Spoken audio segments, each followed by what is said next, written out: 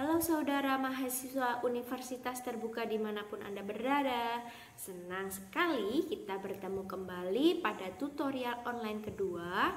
Pada sesi ini kita akan membahas materi penting tentang ekologi, kemudian penduduk, sumber daya alam dan kerusakan lingkungan modul 3 dan modul 4 PEBI 4223.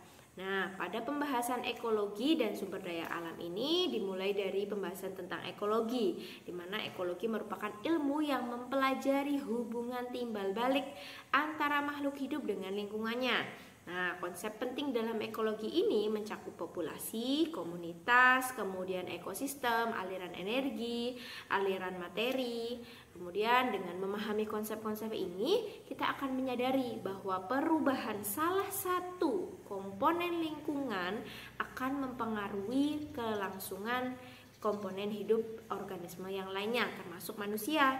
Nah, pada pembahasan selanjutnya mengenai sumber daya alam manusia, di mana SDA ini merupakan faktor yang sangat penting pada ekologi, baik sumber daya alam hayati maupun non-hayati, biotik maupun abiotik. Nah, biotik contohnya sumber daya alam seperti tumbuhan, kemudian hewan, ikan, kemudian hutan, dan segala macamnya. Kemudian kalau yang abiotik merupakan benda-benda mati, contohnya air, kemudian tanah, udara, mineral, dan satu lagi energi matahari. Nah, berdasarkan sifatnya, sumber daya alam ini juga dibagi menjadi dua, sumber daya alam terbarukan dan non terbarukan. Nah, yang terbarukan atau dapat diperbaharui misalnya air, tumbuhan, udara. Kemudian yang tidak dapat diperbaharui yang mana? Nah, contohnya minyak bumi, kemudian batu bara, gas alam. Nah, pengelolaan SDA yang bijak ini sangat diperlukan agar sumber daya alam ini tetap tersedia bagi generasi kita mendatang. Nah, pembahasan berikutnya mengenai penduduk dan tekanan terhadap lingkungan. Nah, hal ini menimbulkan berbagai masalah ya, contohnya ya. Contohnya salah satunya adalah deforestasi akibat pembukaan lahan yang bersifat masif akan mengganggu keseimbangan lingkungan sehingga menimbulkan kerusakan lingkungan. Selanjutnya polusi udara, tanah, air, kemudian menurunnya keanekaragaman hayati, bahkan bisa menimbulkan krisis energi dan krisis air bersih.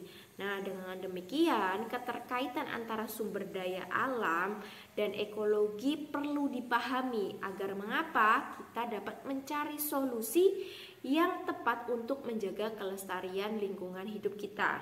Kemudian pembahasan terakhir nanti akan membahas tentang kerusakan lingkungan, di mana kerusakan lingkungan contohnya mungkin yang banyak dijumpai ya, pencemaran air ya oleh limbah industri atau bahkan limbah rumah tangga, kemudian degradasi tanah akibat pertanian yang intensif, kemudian serta munculnya pemanasan global yang dipicu oleh penggunaan energi fosil yang berlebihan.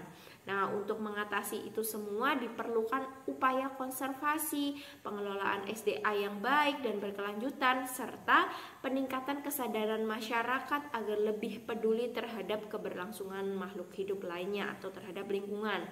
Nah, setelah mempelajari tutorial ini, Anda diharapkan mampu yang pertama menjelaskan hubungan antara ekologi, penduduk, dan pemanfaatan SDA. Yang kedua, menjelaskan hukum konservasi materi dan energi dalam konteks lingkungan. Kemudian menjelaskan kebutuhan air dalam kehidupan organisme dan siklus hidrologi.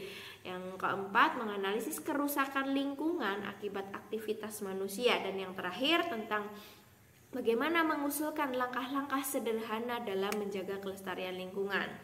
Nah, saudara mahasiswa, tidak semua kita rincikan dapat dilakukan dalam pembahasan ini. Oleh karena itu, saya persilahkan kalian mempelajari modul 3 dan modul 4 secara lengkap agar supaya pemahaman yang menyeluruh dapat Anda peroleh tentang ekologi, penduduk, maupun sumber daya alam. Nah, dengan begitu Anda dapat lebih mudah menyelesaikan soal-soal UAS di masa yang akan datang dan tentunya akan memperoleh hasil yang memuaskan. Selamat belajar, semoga sukses, good luck untuk kita semua.